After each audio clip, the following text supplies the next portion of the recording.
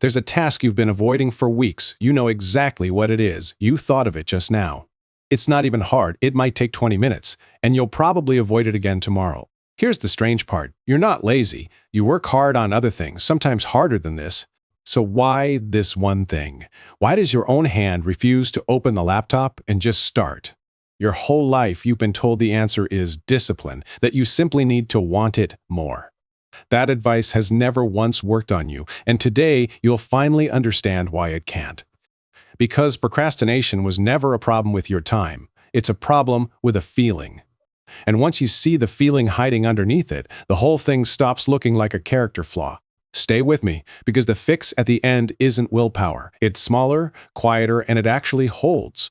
Start here. Think about the last thing you put off. Really picture the moment you decided not to. You didn't think, I choose to fail. You felt a small, sour flicker of discomfort and you looked away.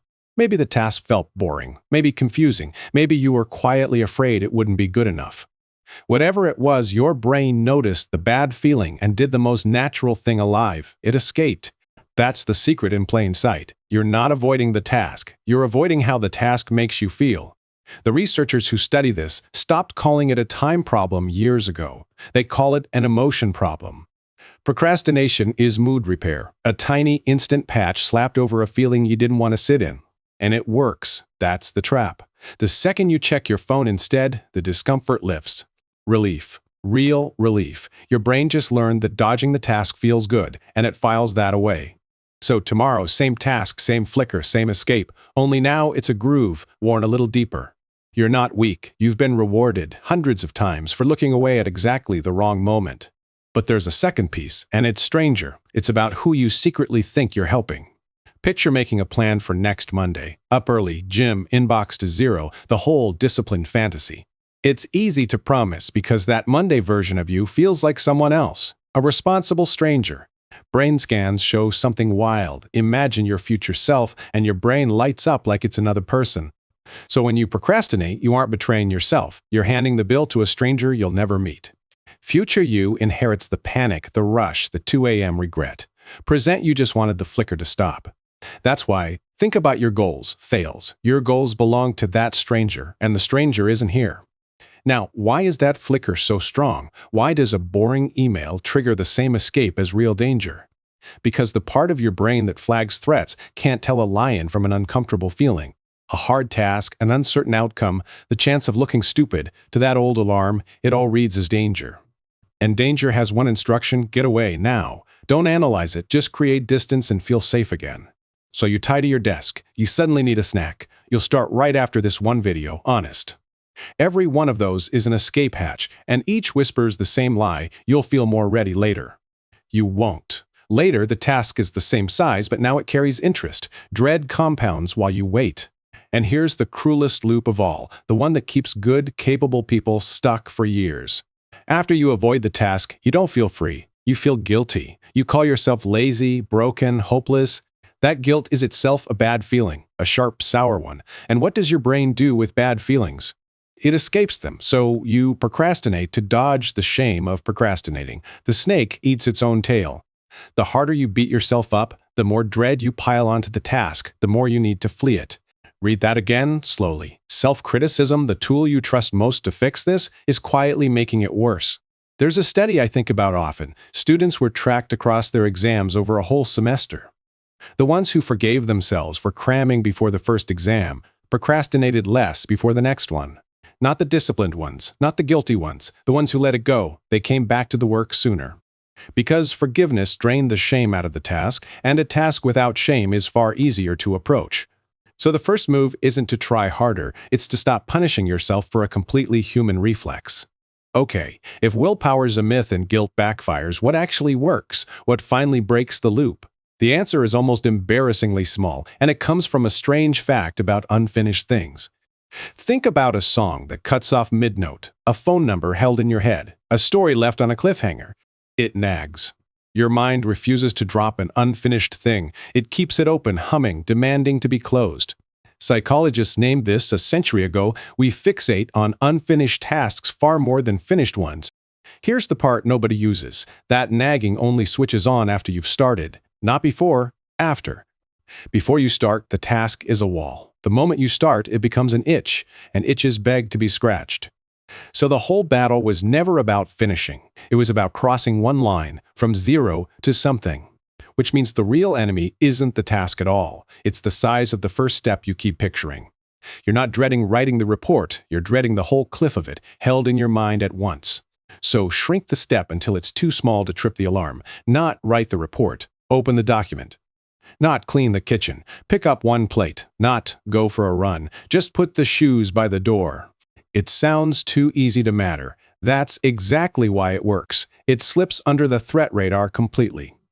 There's no danger in opening a blank document, so the alarm stays quiet and your hand actually moves. And the instant you've done that one absurd little thing, the itch wakes up and starts pulling you forward. This is the move. Don't try to feel like finishing. Make starting so small it's not even worth avoiding. Momentum is a liar in the best way. It tells you starting requires motivation. It's the reverse. Action comes first. The wanting to continue only arrives after you're already moving, never before. Now, let's make starting even more automatic, because in the moment, you don't want one more decision. Every time you leave later, vague, you hand future you a choice, and future you will pick the escape. So don't decide to do it sometime today. Decide exactly when, exactly where, and what the first move is. After I pour my morning coffee, I sit down and open the document. That's specific, a trigger and an action. This tiny sentence does something sneaky. It lifts the choice out of the hard moment and makes it earlier. When the coffee's poured, there's no debate left. The decision was already made by a calmer version of you. Researchers found this one trick. Naming the when and where can roughly double how often you follow through.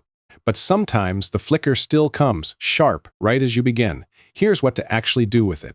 Don't fight it. Don't lecture yourself. Just notice it and name it. There's the discomfort, right on time. Because a feeling you watch instead of obey loses its grip. It's the running from it that makes it huge. That urge to check your phone rises like a wave, peaks in about 90 seconds, and falls on its own. Sit in your chair through one wave without acting, and you've just proven the alarm was bluffing. Do that a few times and something shifts. The task stops being a threat because you stopped fleeing it. There's one more lever, the laziest and most reliable of all. Change the room, not your willpower. Every escape hatch you remove is a fight you never have to win. That's willpower you get to keep for free.